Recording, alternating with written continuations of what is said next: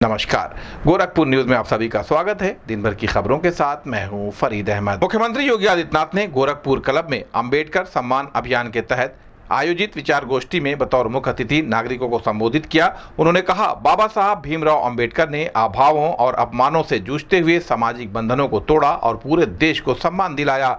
उन्हीं के प्रयासों से बिना भेदभाव सभी को समान मताधिकार मिला।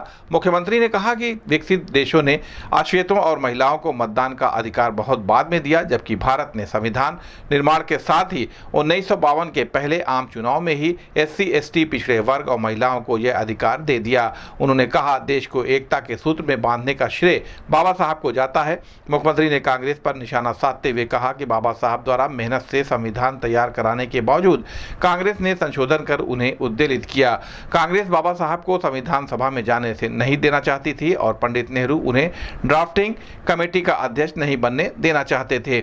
उन्होंने कहा कि SC ST छात्रों को छात्रवृत्ति, नौकरियों में आरक्षण और वंचितों को समाज की मुख्य धारा से जोड़ने का श्रेय बाबा साहब को ही जाता है। मुख्यमंत्री ने कहा कि कांग्रेस और सपा समाज में विद्वेष और अराजकता फैलाते रहे हैं। कांग्रेस ने 1952 में बाबा साहब को चुनाव नहीं जीतने दिया और उन्हें हराने वाले को पद्म पुरस्कार दिया। उन्होंने कहा कि राहुल गांधी द्वारा संविधान की प्रति लेकर घूमने पर आश्चर्य होता है, क्योंकि कांग्रेस ने ही डॉक्टर अंबेडकर का अपमान किया था। उन्होंने कहा कि भाजपा ने बाबा साहब के पंच तीर्थ बनाए हैं, जिसमें अन्य दलों का कोई योगदान नहीं है और 26 नवंबर 2015 से संविधान दिवस के रूप में मनाया जा रहा है। मुख्यमंत्री ने कहा कि बाबा साहब के मूल्यों और आदर्शों को आत्मसात करने वाले एकमात्र दल भारतीय जनता पार्टी है। उन्होंने बाबा साहब के उस आह्वान को भी याद दिलाया जिसमें उन्होंने अनुयायियों से शिक्षित बनने, संगठित होने और अन्याय के प्रति प्रतिकार करने को कहा था। उन्होंने हैदराबाद के निजाम के अत्याचारों के खिलाफ बाबा साहब के संघर्ष को भी रेखांकित किया। इस अवसर पर सांसद रवि किशन, महापौर डॉक्टर मंगलेश श्रीवास्तव और अन्य भाजपा नेता उपस्थित रहे। प्रधानमंत्री मोदी जी के मार्गदर्शन और नेतृत्व में पूरे देश के अंदर भारत के संविधान के निर्माता, बोधिसत्व भारत रत्न बाबा साहब डॉक्टर भीमराव अंबेडकर की जयंती के अवसर पर पूरे देश के अंदर चलने वाले कार्यक्रमों की श्रृंखला में आज हम सब बाबा गोरखनाथ की इस पावन धरा पर उपस्थित हैं। मैं सबसे पहले भारत माता के ऐसे महान सपूत को, जिन्होंने अभाव में, अपमान में अपना रास्ता बना करके सामाजिक बंधनों को तोड़ते हुए पूरे देश को सम्मान दिलाया है, ऐसे बाबा साहब भीमराव अंबेडकर की स्मृतियों को नमन करते हुए मैं विनम्र श्रद्धांजलि अर्पित करता हूं।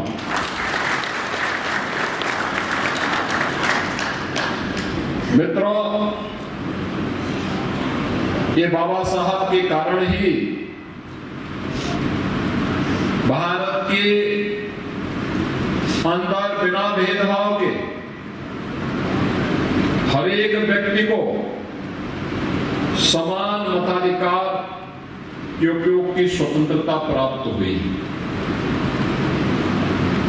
दुनिया के अंदर अनेक देश है, विकसित देश है, आधुनिक लोकतंत्र के अग्रणी देश हैं, लेकिन उन देशों ने अपने आश्रितों को, महिलाओं को मत देने का अधिकार बहुत बाद में दिया। लेकिन भारत ने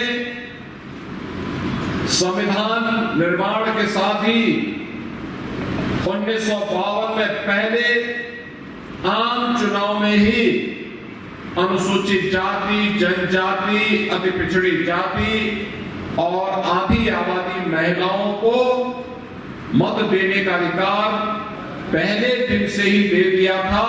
अगर यह किसी की कलम से संभव हो पाया तो वह नाम है बाबा साहब डॉक्टर भीमराव अंबेडकर।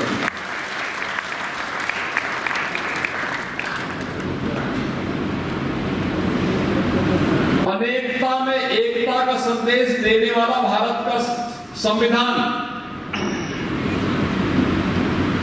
144 करोड़ भारतवासियों को उत्तर से दक्षिण तक, पूरब से पश्चिम तक आज अगर एकता के सूत्र में बांधने में सफल हुआ है तो इसकी वर्तमान भारत में इसका श्रेय जाता है बाबा साहब डॉक्टर भीमराव अंबेडकर को, क्योंकि उन्होंने एक ऐसा संविधान दिया जो भारत के प्रत्येक नागरिक को सम्मान देता है। मैं जाने जाने वाले श्री राहुल गांधी जी को देखता हूं कि वो संविधान की प्रति लेकर के घूमते हैं, तो मुझे आश्चर्य होता है कि ये वही लोग हैं जिन्होंने बाबा साहब का अपमान किया। याद करिए, कांग्रेस देश के अंदर सर्वाधिक समय तक शासन की, बाबा साहब का एक भी स्मारक नहीं बनाया, एक भी स्मारक नहीं बनाया। यहां तक कि जब देश के अंदर आवाज से आवाज आती थी कि दिल्ली में रह करके बाबा साहब ने जिस आवास में रह करके उन्होंने अपनी अंतिम श्वास ली, वहां पे बाबा साहब का एक स्मारक बनना चाहिए, कांग्रेस ने नहीं होने दिया।